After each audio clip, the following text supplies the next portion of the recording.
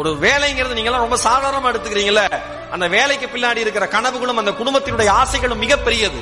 அந்த வேலைக்கு போய் சம்பாதிச்சு உங்களுடைய பணம் மறந்துடாதீங்க. நீங்க வேலை போய் சம்பாதிக்கிற பணம் சம்பளம் கிடையாது. நீங்க வேலைக்கு போய் சம்பாதிக்கிற ஒவ்வொரு ரூபாய் பணமும் உங்கள் குடும்பத்தினுடைய கஷ்டத்தை துடைக்கிற கைகள் என்பதை மறந்து விடாதீர்கள். கண்ணீரை துடைக்கிற கைகள் என்பதை மறந்துடாதீங்க.